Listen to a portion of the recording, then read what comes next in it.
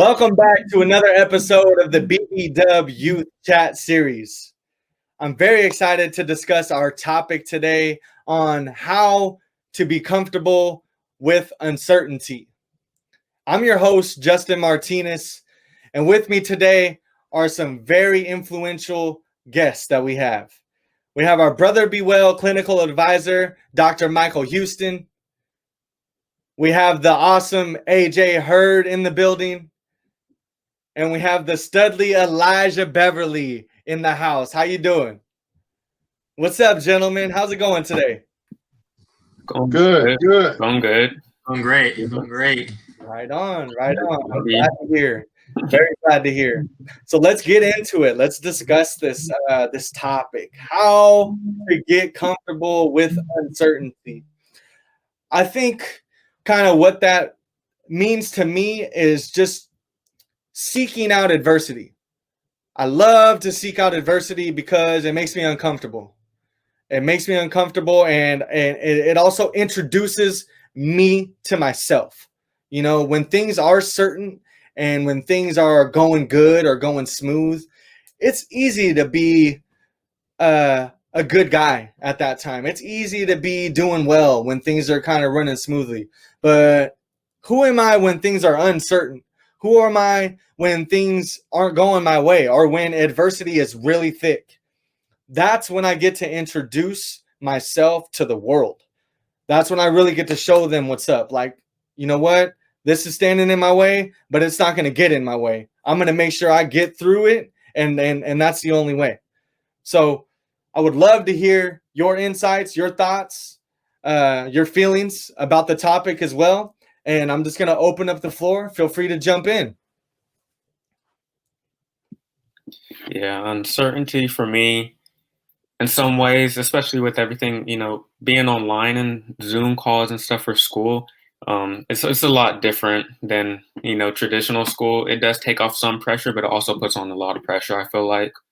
Getting on Zoom calls with just a headshot, you're thinking like, do I look fine because everybody's staring right at your face, stuttering, connection. There's a lot of things to worry about, I feel like, with school being online, but I feel like that could be fixed with a good mindset, and I just need to figure out how to get into that mindset. I like that. It really is all about being adaptive and having that mindset.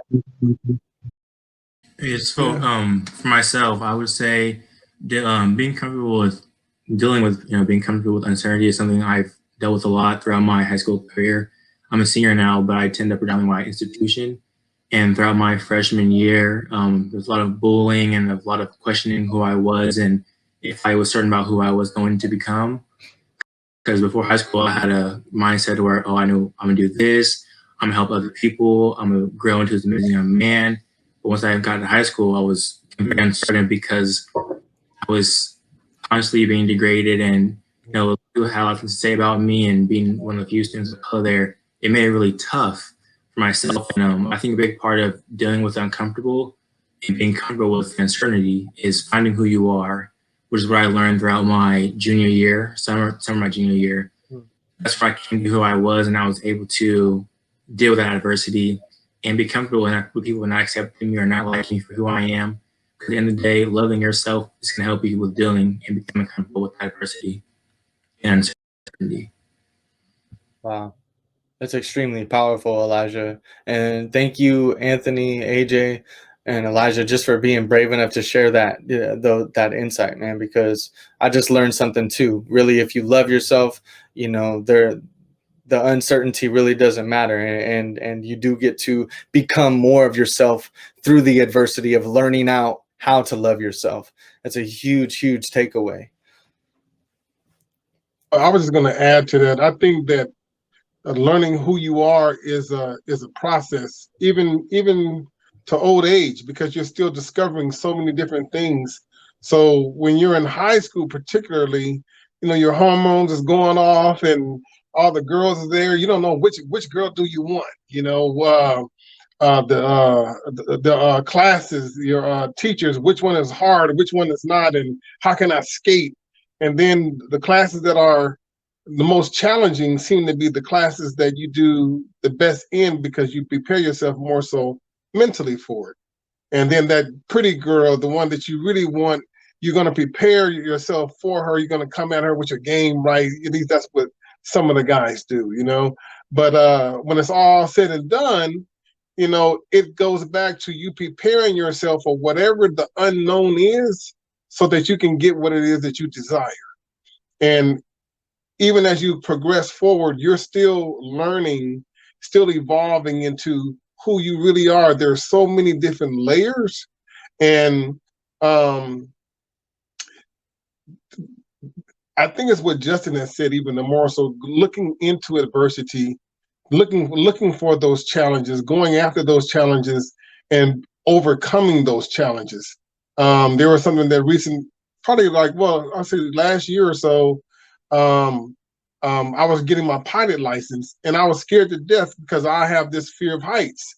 So the short of it is that, you know, you flying, you 5,000, 10,000 feet up in the air, you know, it could be scary, but at the same time, facing that fear, I think it's very healthy to face whatever fears that you may have. On the other side of that is victory in every area and every aspect of your life.